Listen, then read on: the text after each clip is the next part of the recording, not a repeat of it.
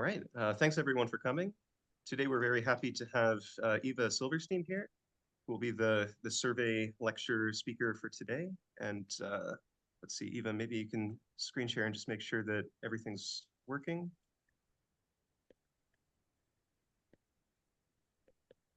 Yeah, let me put it on. Whoops, let me put it on slideshow mode.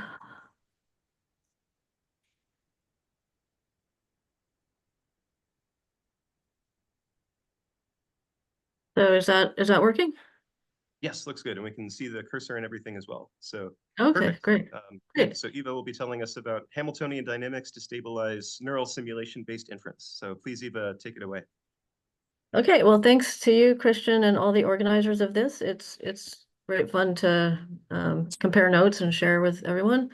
So this will focus on or aim for a paper that we're writing now with Bruno, who's here, who's here, and Ben Nachman, who's an expert in particle physics analysis. Um, and it's mainly aiming for this new work, but also based on, of course, prior developments, including a certain kind of optimization and sampling scheme involving Hamiltonian dynamics, energy-conserving Hamiltonian dynamics that we've been developing with Bruno, Alice, Jakub Robnik, Uroš Seljac, and others for some time. And combined now with scientific applications of neural networks. In fact, two different groups kind of brought to us this nice problem of improving precision in scientific analysis. So it seems like this might be a killer app for that, but I will also be interested to share potential applications back to the science of neural networks. So this is a physics-based optimization scheme or learning dynamics scheme.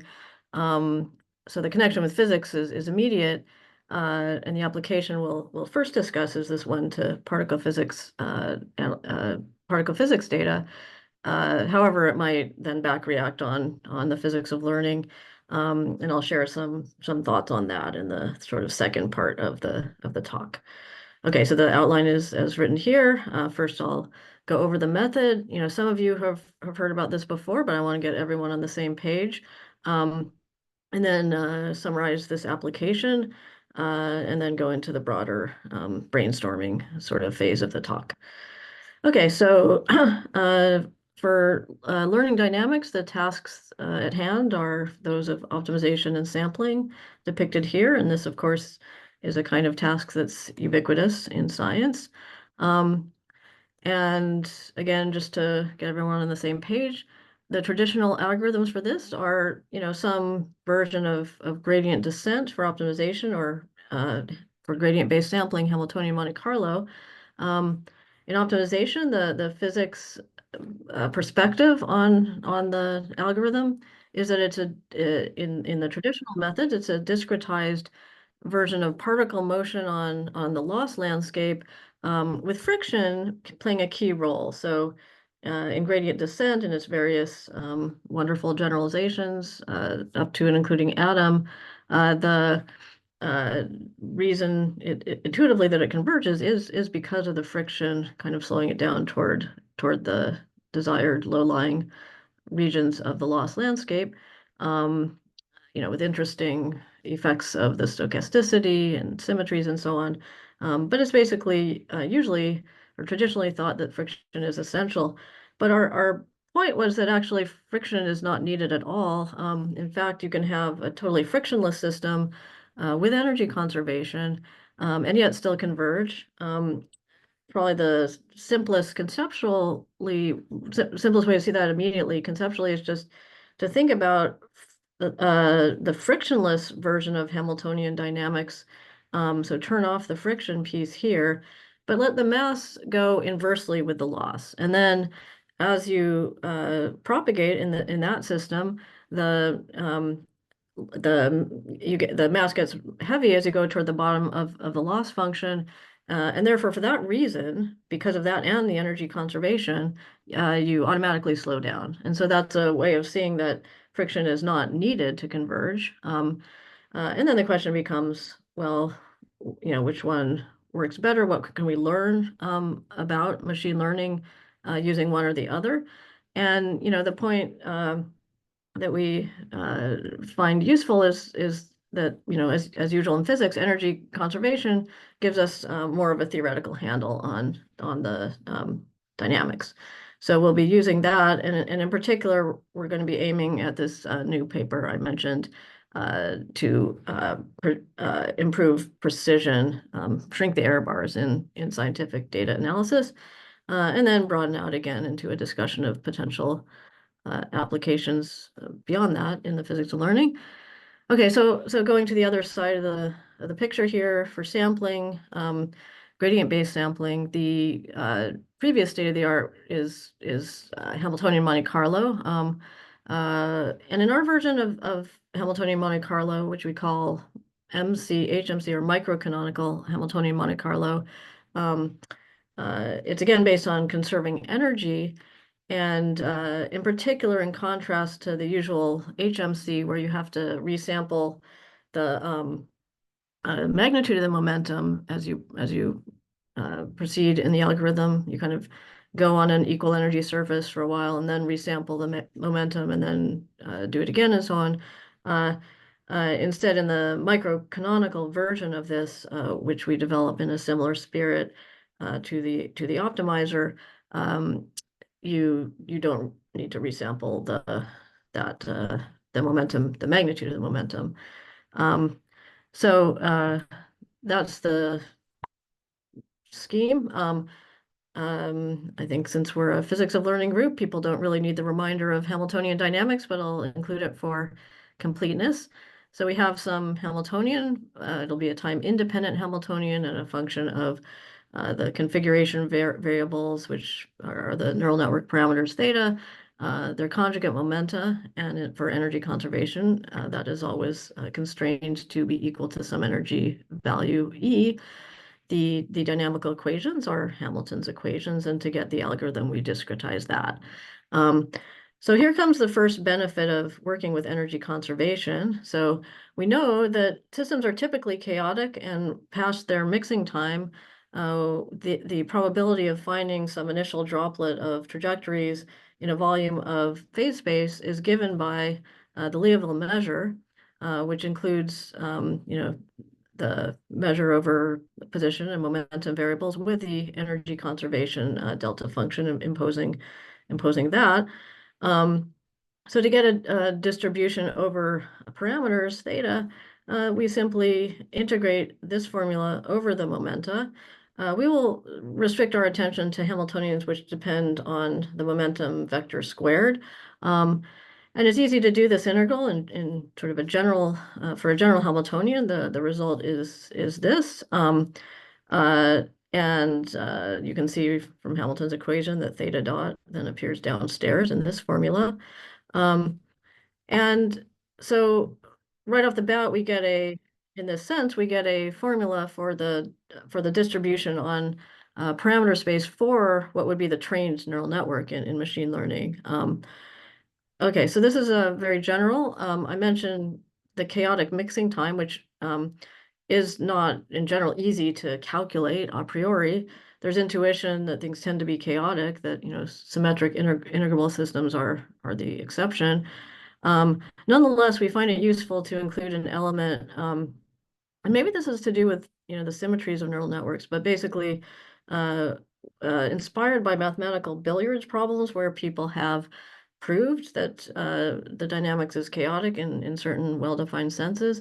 We also include, quite consistently with the energy conservation, the option to sort of bounce the dynamic. So in a billiard problem, you have trajectories that approach a billiard ball and they bounce off, and that clearly spreads them. So that helps with chaos.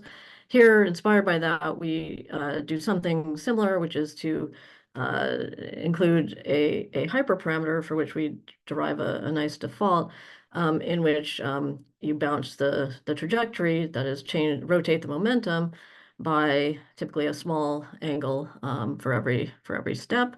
And since we're just rotating the momentum, not changing its magnitude, the energy is still conserved by that step. So it's like an extra bit of the Hamiltonian evolution to encourage it to truly be chaotic with a short enough mixing time.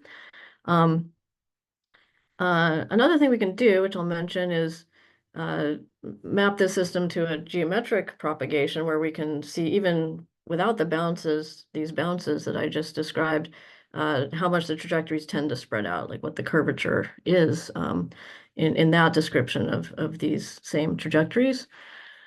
So I already said this in words, but again, just to see that this business of not needing friction is true, you can take the mass in ordinary Hamiltonian dynamics to go inversely with the loss. Our notation for the loss will be F.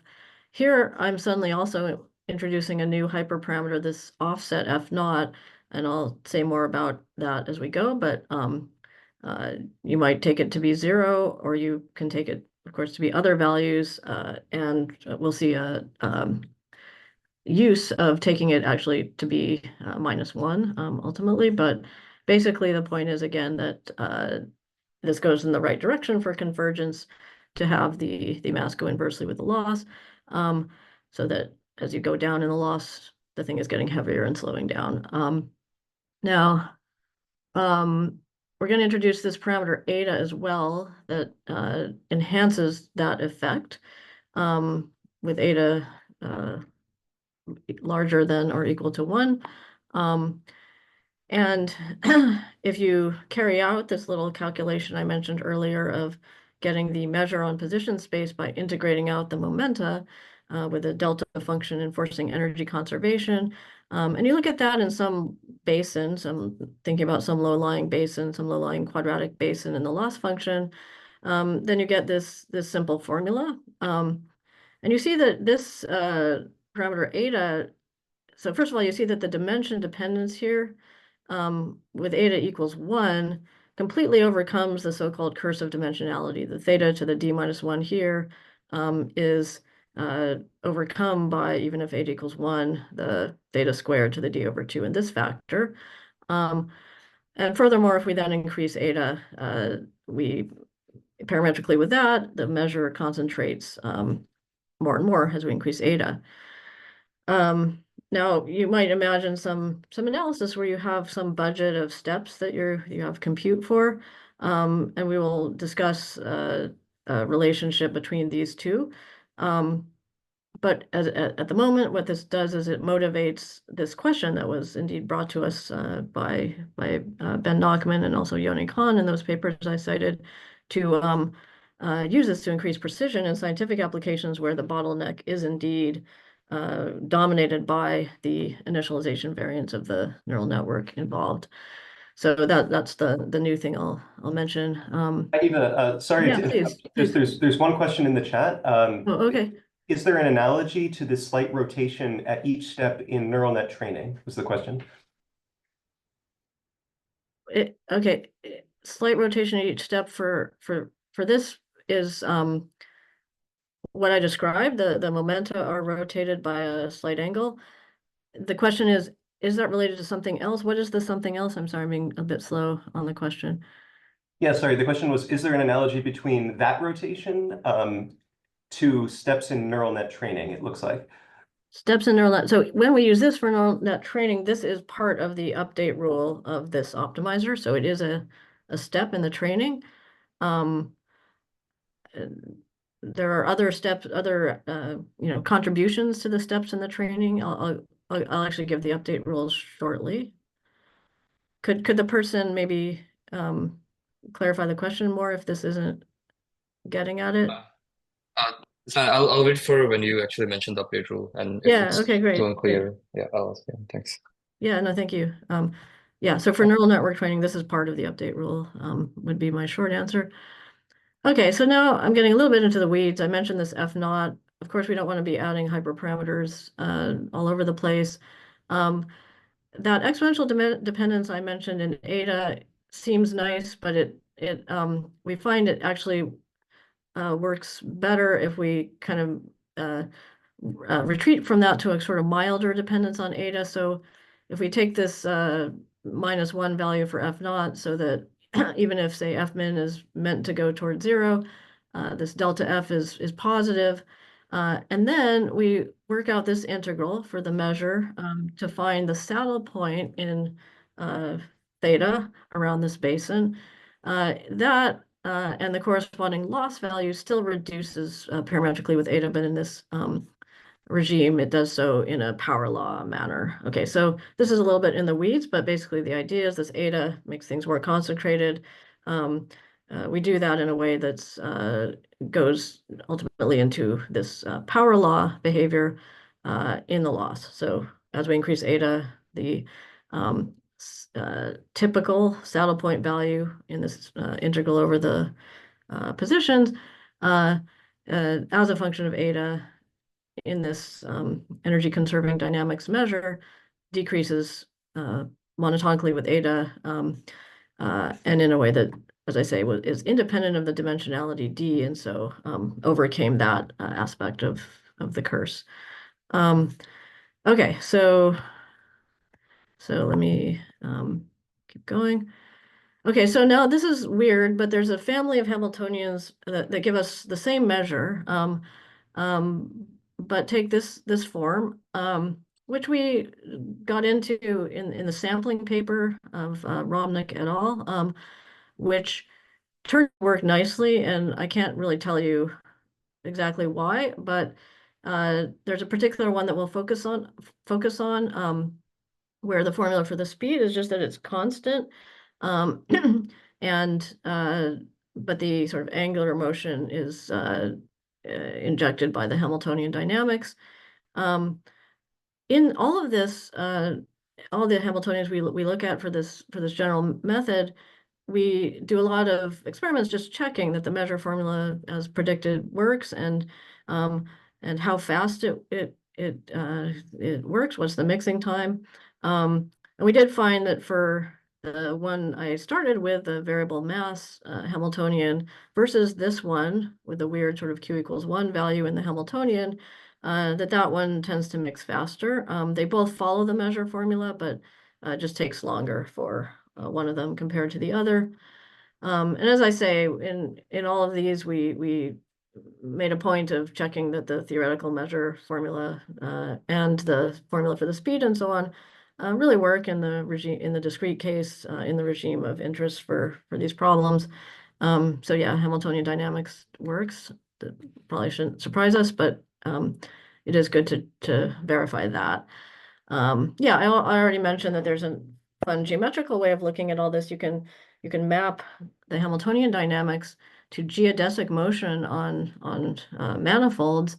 A simple case is a conformally flat manifold, where you can immediately see that the measure, including the square root of the determinant of the metric, can be chosen so that the measure will be whatever your target distribution is. And with this, the benefit is that you have obviously a nice geometric picture. In particular, you can look at the sectional curvatures on this space and see when it's negatively curved, positively curved, how strongly, and that gives you a very immediate picture of how the geodesics are separating or converging and crossing or whatever. So there's that. Okay, now here we are at the dynamical equations, which I guess Darsha was asking about. So for this Hamiltonian that I most recently mentioned, which in that family had some parameter q set equal to 1. Here are the continuum update rules, and then the discrete ones, and here's where the balances are simply part of the discrete update rule. There was a really nice paper following up on the HMC paper by Jakob and Urosh, which derived a stochastic differential equation for this particular version, and they had a nice slogan for this: fluctuation without dissipation. So it conserves energy, but there are these fluctuations that we have control over. Of course, batches mildly break energy conservation, but we kind of reset that every step as well, I could mention, in describing these update rules. Okay, so was it Darshil? If you wanted to ask something about this at this point, please feel free. I can't really see the chat, I think, but No, I think this is clear. Thank you so much. No, thanks. Okay. Okay. Okay, so I added sort of an alarming number of hyperparameters in describing this. Um, the Q, let's just fix to 1. There's a learning rate as usual. And we have a nice way of understanding the default for that, which is to say that when we get to our typical set, the saddle point value of theta toward the bottom of some basin, well, we want our steps to not sort of way overreach that and maybe be a little bit smaller than that. So we take a default as of just, a 1/10 of that scale. Okay, so learning rate set, we take F naught to have a default -1, which gives us this parametric concentration as a function of this parameter eta.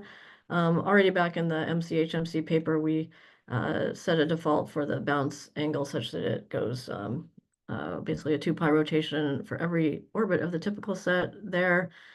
Then we have a question of how far can we really go in this eta? Surely something breaks down. And for this Q = 1 Hamiltonian, which is set at sort of same speed at all times, the thing that breaks down, given a certain range of configuration space, which might be dictated by the initialization, the activation functions, and so on.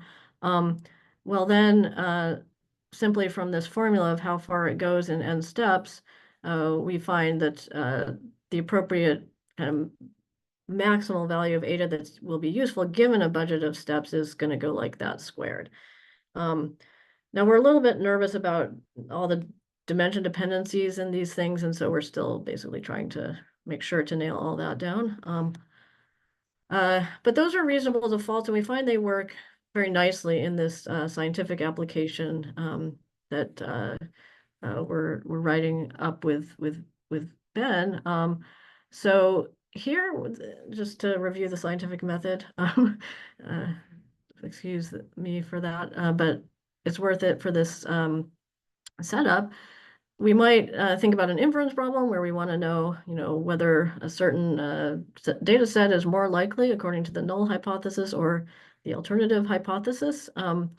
And even in more sort of elaborate data analysis pipelines that people use, for example, in these particle physics settings, you might have a simulation and real data, and you want to reweight the simulation to match the data. And so those are actually the two probabilities P that appear in this ratio. They have something that they call the likelihood ratio trick, which I guess goes back to basic statistics, where you formulate a loss function, which if you minimize it, you learn directly the ratio of likelihoods, meaning you don't have to learn each individual probability distribution separately, you learn the ratio. So we're plugging into that. And there's some, neural net classification problem where you classify whether data is drawn from the one or the other distribution.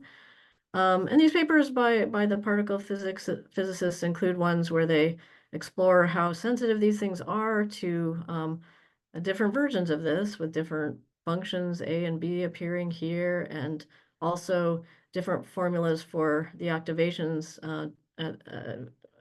in the neural network that affect the function F. Okay, so here's some example, which is a particle physics example.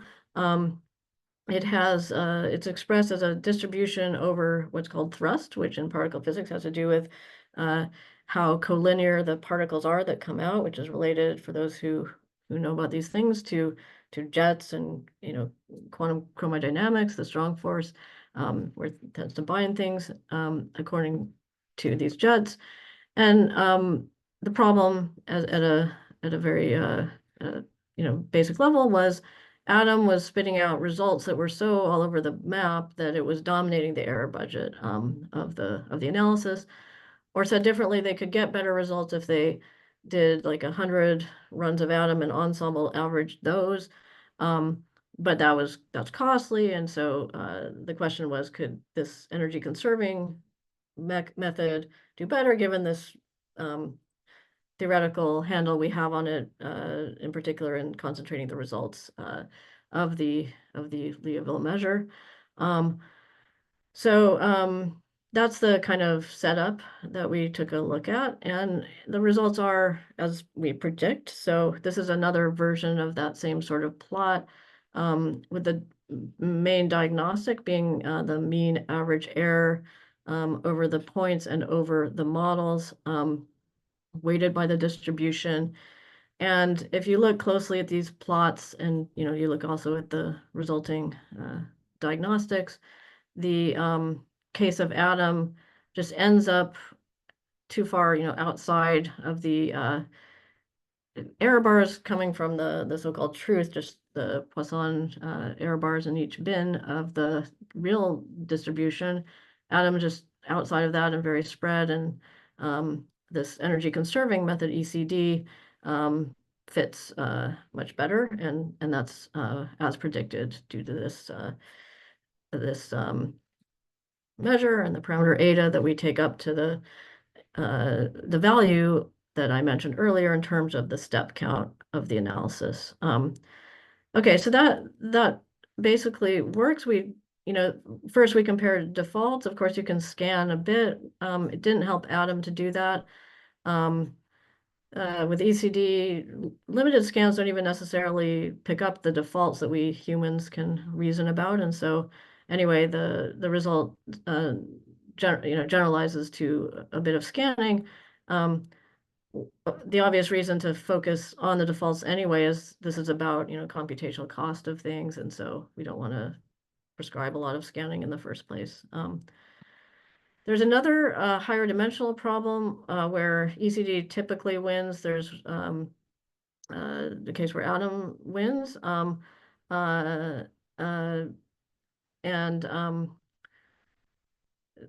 yeah, so it's just a similar sort of thing, just with more variables than just the rest that I mentioned. So all these jargon terms that come up in this case. Okay, so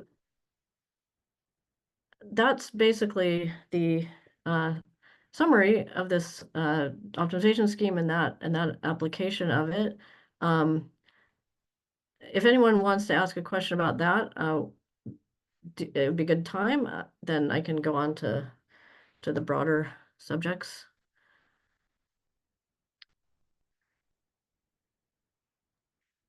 I wanted to ask about this last comparison between this energy conserving scheme and Adam, which you had on the next slide.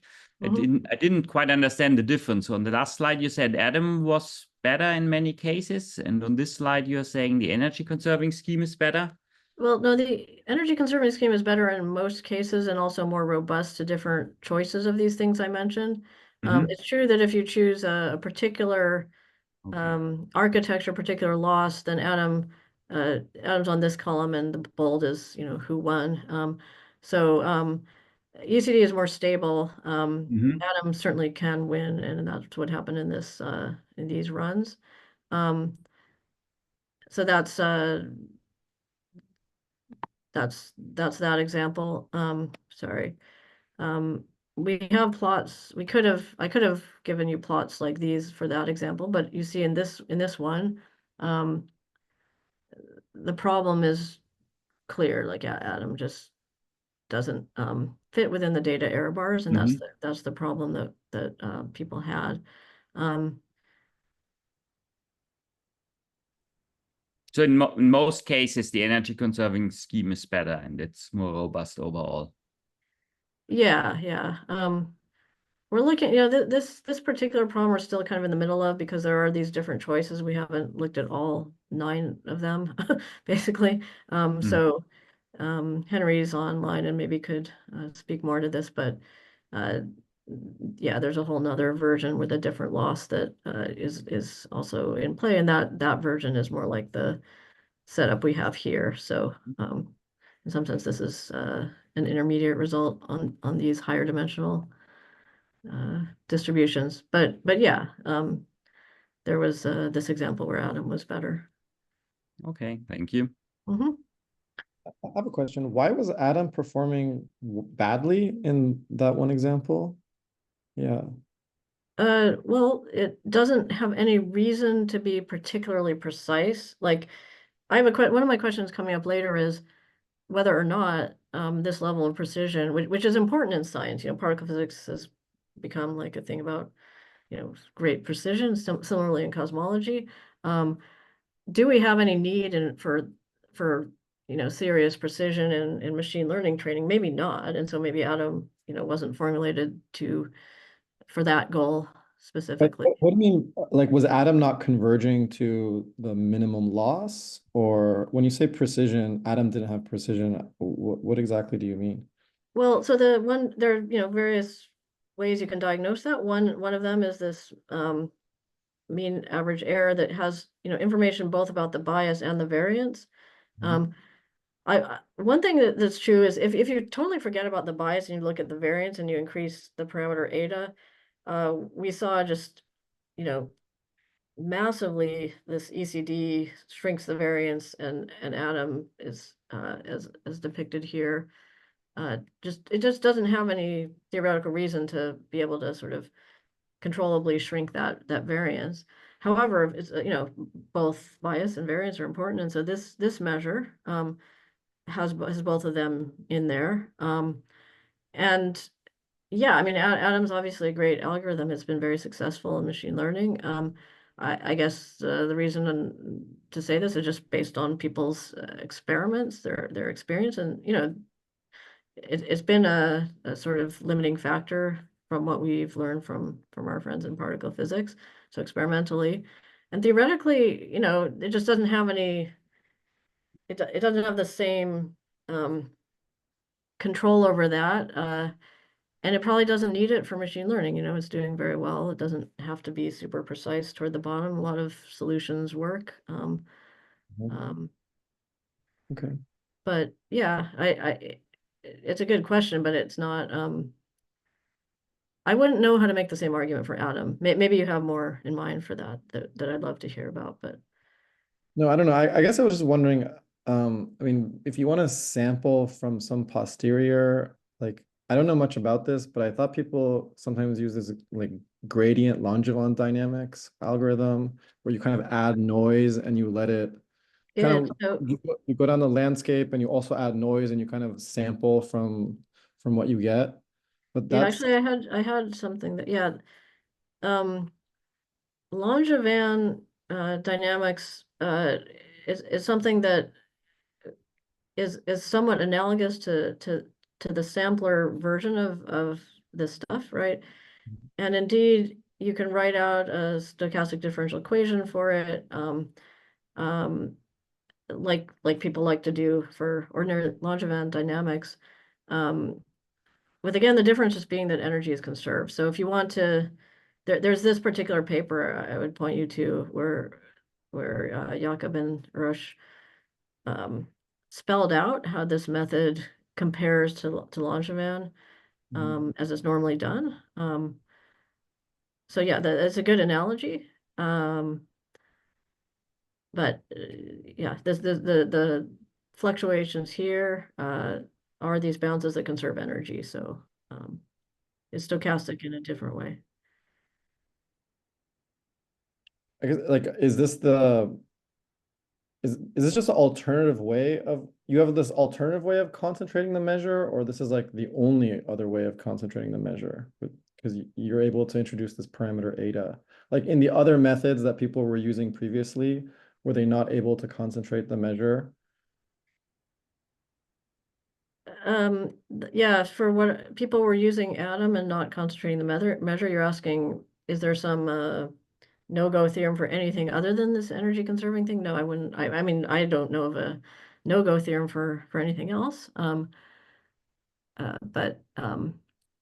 Okay, but there are other methods that people have been using otherwise to try to concentrate the measure on those low loss solutions. well, maybe, I don't know what people have done here. They were using Adam for neural network optimization, which is a very standard thing to do. So yeah, I'm not sure what the pros and cons are for some, arbitrary other methods. Maybe you have something in mind. What do you have in No, mind? I don't have anything in mind. I know very little about what's going on, so I'm just trying to like sort of get my bearings in some sense. Yeah, well, I don't, I think there are some, yeah, it's a good question to get your bearings here. I think there are some methods that are, quite a bit more precise for low dimensional problems, but once you start training, high dimensional neural networks, some of those methods that use more information and so on, like Hessian or whatever, they get harder and harder. But yeah, it's a good question to ask. What is the optimal optimizer? And I certainly don't know. And there's also a no free lunch theorem, which is a great theorem in the subject, which says that there's can't be any particular optimization algorithm that is the best on all problems. There's a no-go for that, which is kind of fun. But yeah, this is the reasoning behind this one that I'm trying to share, and I think it's very logical that since we have this parameter, this measure, and we can make it more concentrated, that it should help with this problem. And that seems to be working out. So that's this result. The sampling, is similar. You set up the Hamiltonian so that the measure on position space is the target distribution that you want to sample. And then you test that, and this is sort of older news, but in a sort of artist rendition of the difference, the usual HMC is a bit wilder here, and the microcanonical one just lives on a certain, constant energy surface. And in these various tests, we found it to outperform Hamiltonian Monte Carlo, the usual one. And happily, in another scientific application, people are beginning to use this in cosmology, where you want to go to high dimensions and, for example, reconstruct the initial density field. So this is another scientific application in play for this method. One of the things we're looking at is whether we can combine forces with Miranda's group, where she did some flows, like diffusion type models, and normalizing flows and with an RG understanding. But it might be possible to flow a little bit less and use MCHMC to sort of sample from not quite the free theory, but something in between. So there's that. We're of course looking at transformers, and there's a memory advantage to anything that keeps only 2D variables, whereas Atom, as you know, keeps 3D variables. So we keep the 2D of the phase space, and Atom keeps 3D because it keeps this running tab of the gradient squared in all dimensions, and it uses that. So we're even in our playing around with this.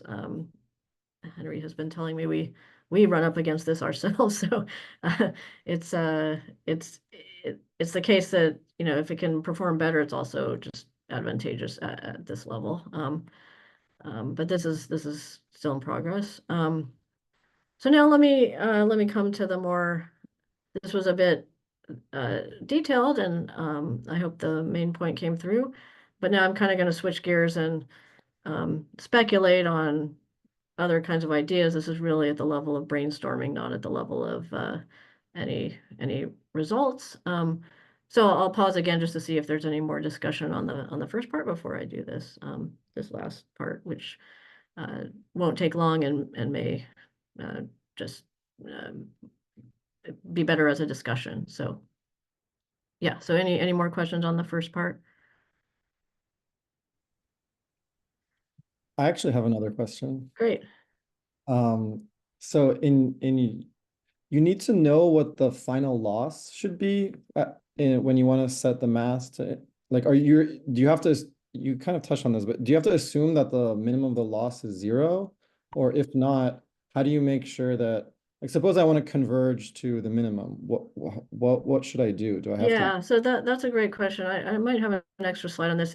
If the minimum is basically at or near 0, so there is a hyperparameter, this F naught for that. If the minimum is near zero, the naive thing is you would just, okay, set this F naught to zero and be done with it. For the reason I mentioned, we like to kind of make it a little bit less extreme and go to this power law regime where instead we take F naught to be -1 so that you're always positive here. And then we get these results I've been showing you.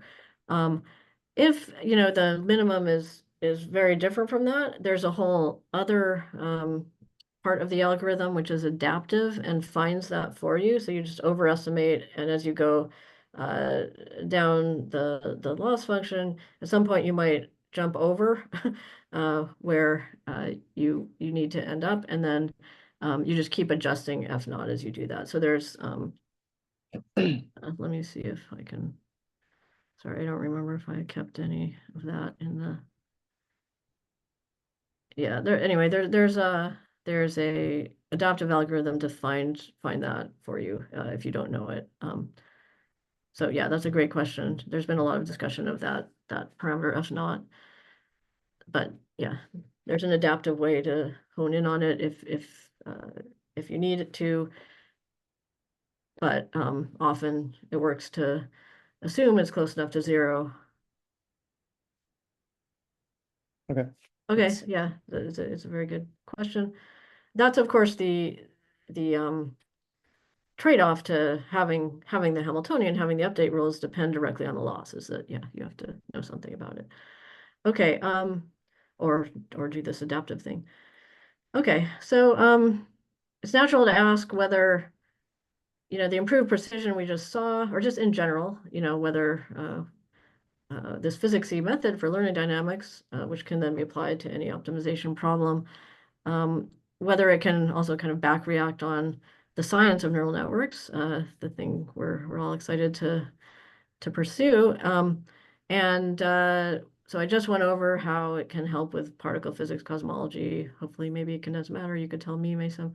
But it's natural to ask, okay, could it also help with the program of understanding the science of neural networks? One question that came up recently, just for one of Mason's questions was, is there any role for this kind of precision and actually in the measurements we do of neural networks to understand them better? And I don't know the answer to that, but if we come to questions where such precision is needed, this is a method that can help us with any such science problem, including the science of neural networks. So I just want to say that in general. Another thing about this this framework where we have this measure that I keep talking about is that it's independent of initialization. So when we do studies where we compute correlation functions for various reasons, we saw that I think in Cengiz and Jim's talks, and Dan and Shou and Boris's book, and so on. Sometimes people are computing correlation functions, averaged over the initialization distribution. And I've been saying this for a while, not really doing much with it yet, but I think it's interesting to revisit those types of analyses, but using this measure instead, which applies for the trained network rather than the one at initialization.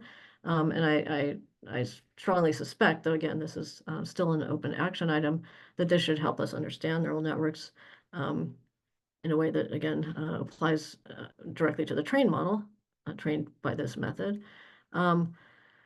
I'm curious about things we've also heard from, say, Bernd's talk and Surya and Dan Kunin's paper, and us actually, for fun, Alex and I had a cosmology result along these lines where symmetry points are attractors. And in general, if there's some sub-region of the configuration space, the weight space, the space of these thetas, we can play with this game that I was mentioning where we choose the Hamiltonian to minimize what we want to minimize, and perhaps we could do that to minimize some order parameter for a desired symmetry.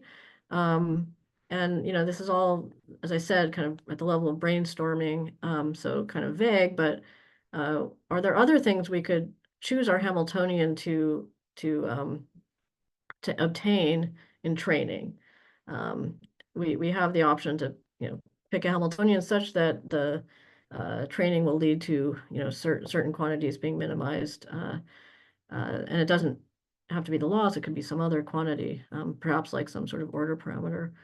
That occurs to me. Now I'm going to get even Eva, more. Yes. I had a question. Actually, Yes, that's an yeah. interesting observation about the enhanced symmetry points.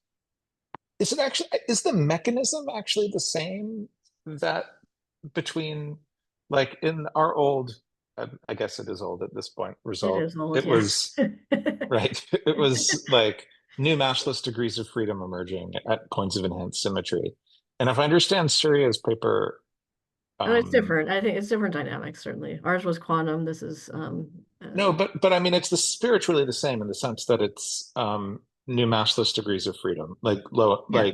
like zero modes that appear in the dynamics associated with those enhanced symmetry points. So it is sort of the same. Well, I very much like the analogy in the spirit of this group where we're bringing together ideas from wide-ranging fields. My understanding is that Surya's thing is different dynamics, but yeah, the analogy is fun. I don't have too much more to say about it, but there might be. Okay. Yeah, but it no doubt there is more to say. Have you thought about it more? Yeah. Because I know you were thinking about this before. Yeah, I mean, I went carefully through Surya's papers and understood it, and I think it is essentially due to new massless degrees of freedom that emerge in the gradient dynamics at these points. So I think from a calculational point of view, it's quite similar. I don't know what that's good for, right? Okay. Yeah, okay, I need to catch up because our thing, if we get into the details of it, was about quantum production of those new light fields, right, but which is morally, I think the explanation is the same, which is new okay. massless degrees of freedom. Okay, well, it'd be great to discuss more for sure. I have a question as well. So it's symmetry of the Hessian or symmetry of the fixed point of the theta star? Well, so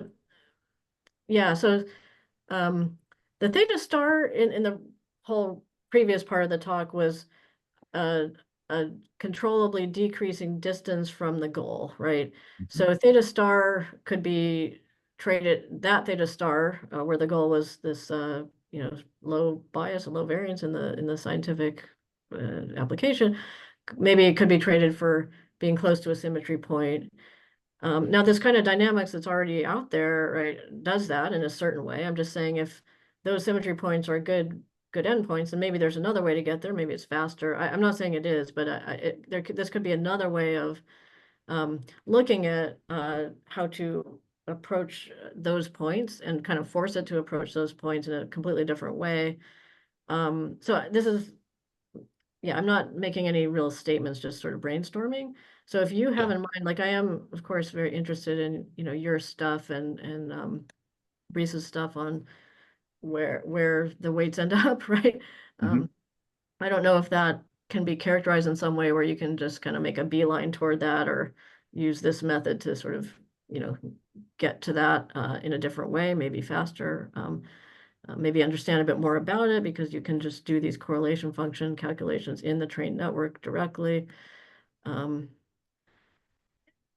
Yeah, I'd love to, if you think there's any possible connection, I'd love to chat about it, but for now, this is all I have to say. It's not too much.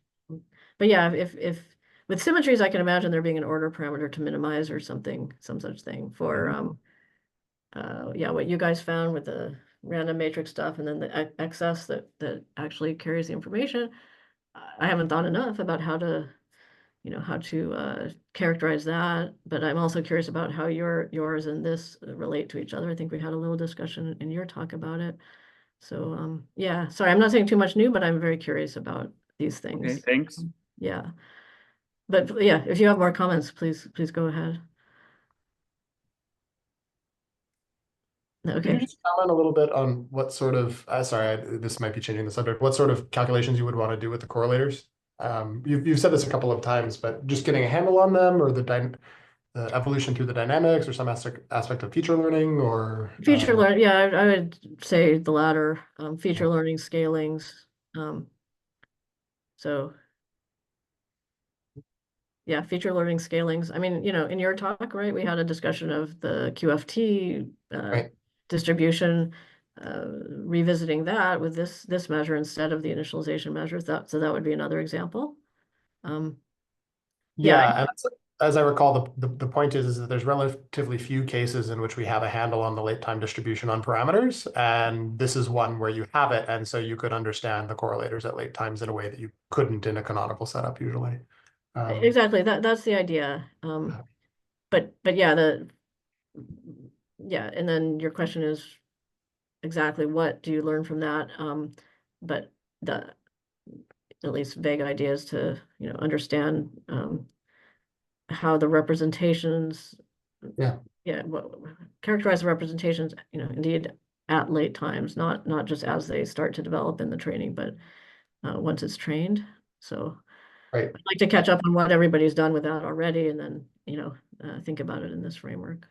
Different choices of Hamiltonian might give you a sense, since you have a handle on the late time distribution on 1-point functions in the late time distribution, to get a sense of average predictions and how good they are and so forth. Right. And even without playing around with different Hamiltonians, just For one. just pick this one that we've been talking about, for example, and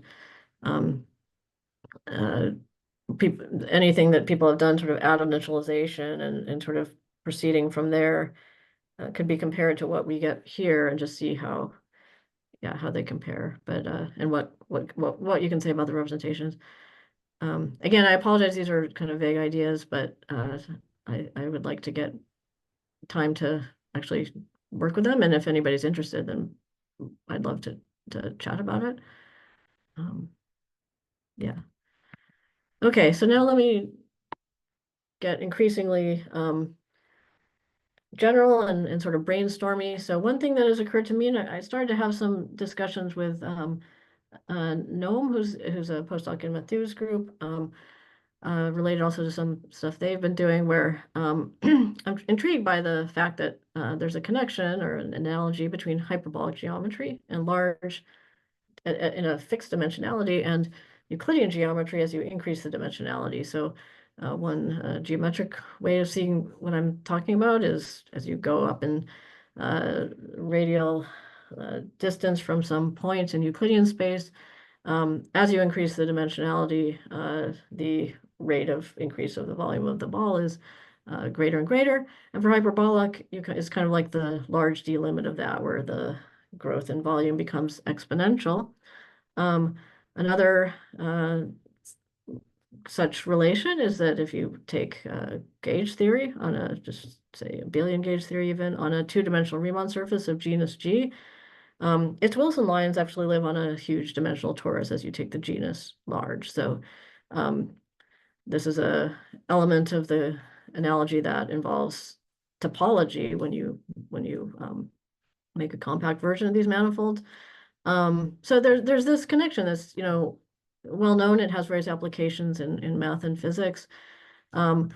It's also natural to think about the hyperbolic geometry intrinsic to these sort of tree-like data structures that we've heard about from Matthew, and also Julia talked about structures of data, as well as the sort of feature splitting phenomenon that's been seen in, for example, in these recent papers on interpretability that came out of Anthropic, that a group here led by Aditya and others has been studying, where they see a kind of phenomenon where as they increase the dimensionality of some dictionary space that they map to, that the features, as you go up in dimensions, a given feature splits up into sub-features, and they can use a certain scheme to identify the features in the first place and see this process of increasing dimensionality and splitting the features. They even have these words like, we conjecture that there is some idealized set of features that dictionary learning would return if we provided it with an unlimited dictionary size. And so I'm very tempted to think that the progression from here to here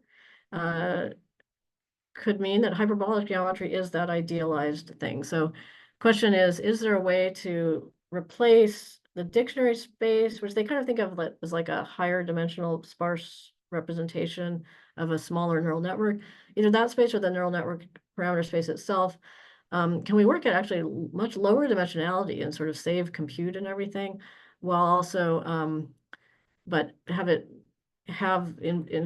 introduce the hyperbolic geometry in some way so that the representations are embedded using that geometry in a lower dimensional space, and if so, would this yield the idealized set of features? Okay, so that's one brainstorm. Another is, given this locality that they noticed in the feature dictionary in those papers I'm referring to, could we do some, this is getting much wilder. I'm just going to finish with this one, but I've been intrigued by whether or not there's something to learn from a certain dynamics that we have in all animals, which is things that go on as people sleep, and in particular during the dreaming phase. There's a claim in this work, which is admittedly seems a little bit understandably a little bit rough, but the idea is that they can actually measure that in wake as opposed to sleep, REM sleep in particular, that they can measure that when prompted by certain concepts, that in the REM sleep, the response involves features or concepts that are more loosely associated with the target concept. So in this page from this book, on the right, we see the word wrong, which is, very closely related to the word right. And they see that in the wake phase. But then the response instead in the sleeping phase is it doesn't, the amplitude of sort of this word right is much less than this sort of more loosely associated word. And so, I'm just wondering if one can use what's been recently understood in feature identification and interpretability, and add to the learning dynamic something that explicitly tells it to just explore nearby concepts, with now this notion of what's nearby having been determined in this recent literature. So this is kind of a I don't know what the prospects are for this, but it's something I'd like to play with, and it does involve some application of learning dynamics that would be motivated by just exploring nearby in the feature space. Okay, so let me I think it's high time that I stop it with that last thought, which is admittedly a little bit out there, but I want to try it. Along with the hyperbolic and the other applications to the physics of learning. So let me summarize what I discussed today is that there's this whole new framework of using energy-conserving Hamiltonian dynamics to enhance the theoretical control of the learning dynamics. And what seems to be a killer app for that is this business of increased precision in scientific applications, like these particle physics ones and cosmology ones for sampling, where the usual methods are inadequate. And this has a reason to improve, and it experimentally does improve. And as I mentioned in the last bit, it's natural to ask what applications this could have to the science of machine learning itself, as opposed to these other scientific applications. And then we just discussed a few unrelated ideas. So let me stop there and ask for any more questions. Thanks for your attention. All right, thanks a lot, Eva, for the very interesting talk. I guess for now I'll open the floor to you guys. So questions or comments for discussion. I have a comment or question or something like that. So one thing that I was wondering is, so in your energy conserving descent, you need to like the final loss is a hyperparameter. And then we had a small discussion about that. One thing I was wondering is, there are these like scaling laws that people derive where they can try to predict what the training loss is going to be were they to go to a larger system size. So I was wondering if we could, maybe use small models, determine what the power loss scaling is, use that to predict the loss on the larger model, and then now we have a prediction for what the loss should be, and then we could plug that prediction into your algorithm. And then maybe that would be, so that you know where you want to go in a sense from the scaling law. Then we can just then use your algorithm. And I wonder if that would be like a useful thing to do. Thanks a lot, Mason, for that suggestion. That sounds really interesting to me. I was in going back to thinking about this, at least at the brainstorming level, I was thinking about how to apply this to the scaling laws. And I think what you just said is more, a good, more precise, concrete idea than what I had in mind. I actually went back to Alex's paper, but they I guess had just perfect optimization. Like Alex, in your paper, you didn't, it's totally understandable. You treated the data size and the parameter size and had kind of perfect optimization. While in the scaling laws, as Mason was saying, in general, you have, three things, basically those two things, and compute so I'm really glad for your question, Mason, because yeah, I would like to see how that, it sounds good to me. It sounds good, like a good thing to Okay, try. sounds like a good idea worth thinking about. Maybe. Yeah, yeah, let's keep in touch. Let's think about it. Okay. Yeah, thanks a lot.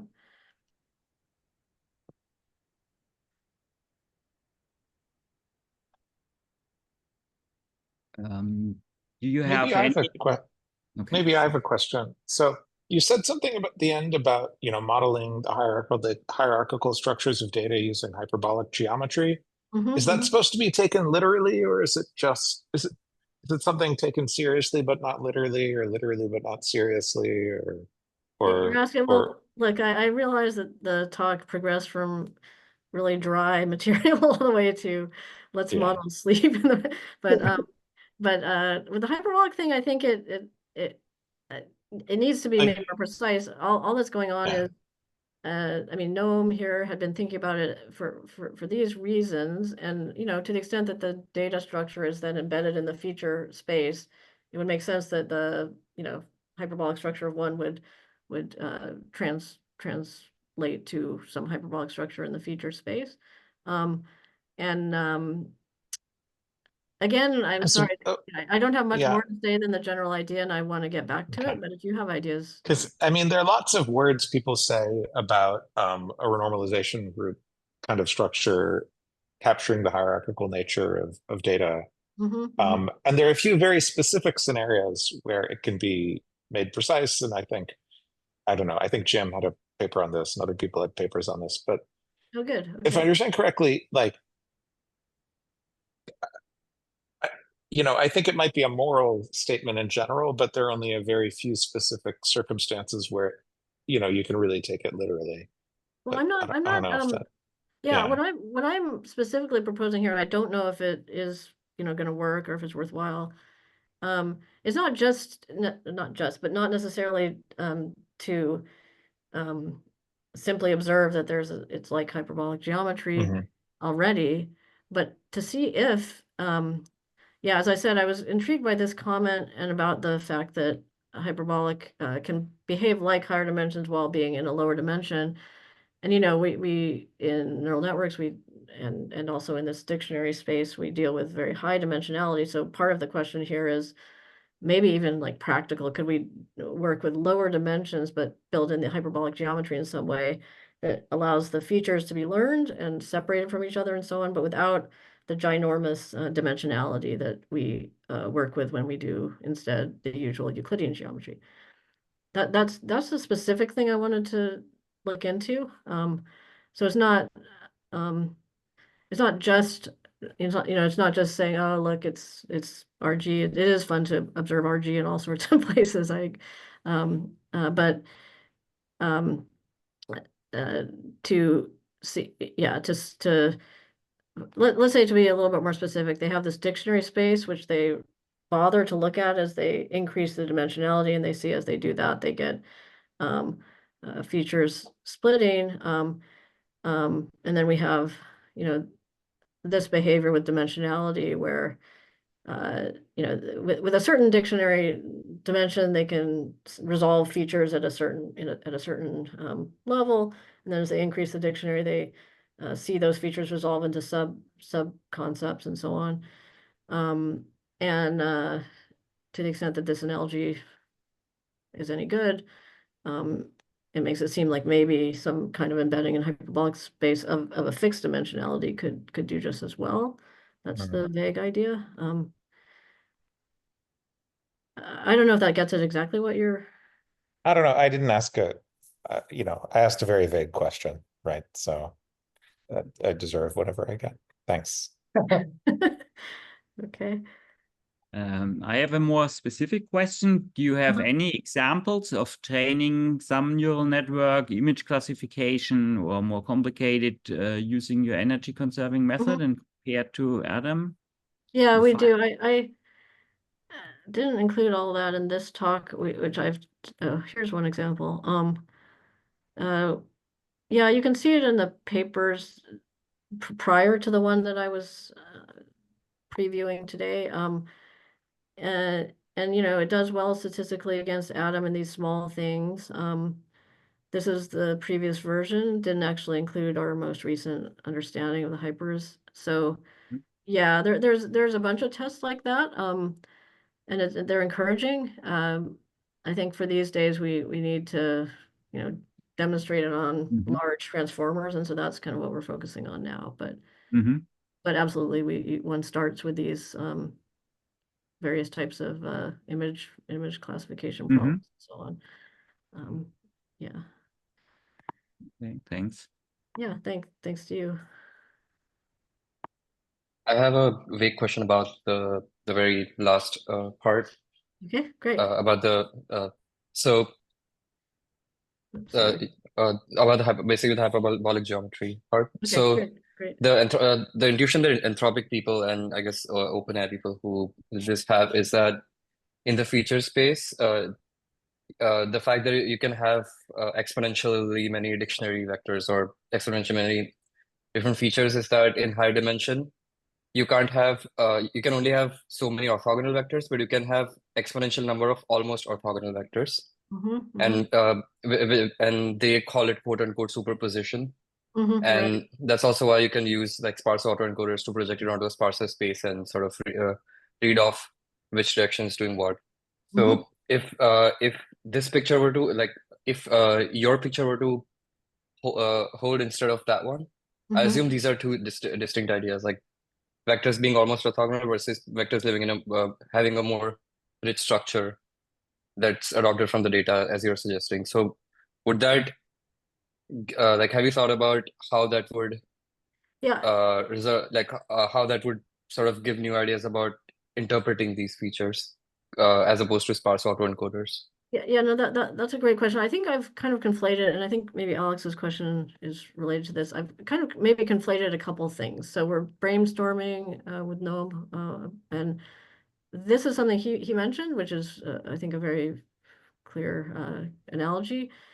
I'm not sure it's the same thing as the other ideas. I think obviously there's a relation between the data and the features that are learned, but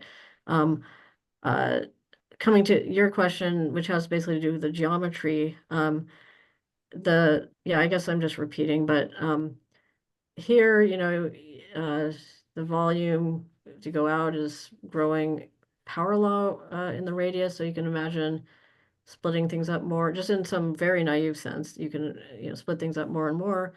As you say, this is a statement about angles. In the hyperbolic space, that effect is exponential, so you can just intuitively you can just fit more and more, and it goes in this direction. So honestly, the hope in words would be that does give their notion of this idealized set of features, but basically the question is exactly how this would work, and I don't know yet, but I would like to see if the analogy can allow you to pack more in this kind of related way, but different in the sense that you're in a fixed dimension. Yeah, I'm sorry. Again, I have to keep for this end part. This is just brainstorming, so it's not a result, but that's the sort of idea I wanted to explore.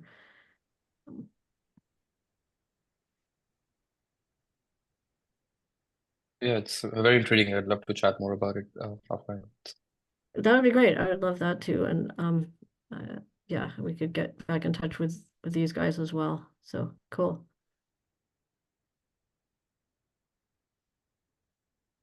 Good. Any other questions for Eva?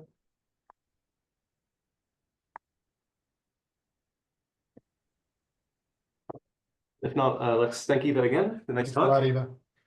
Thank you, guys.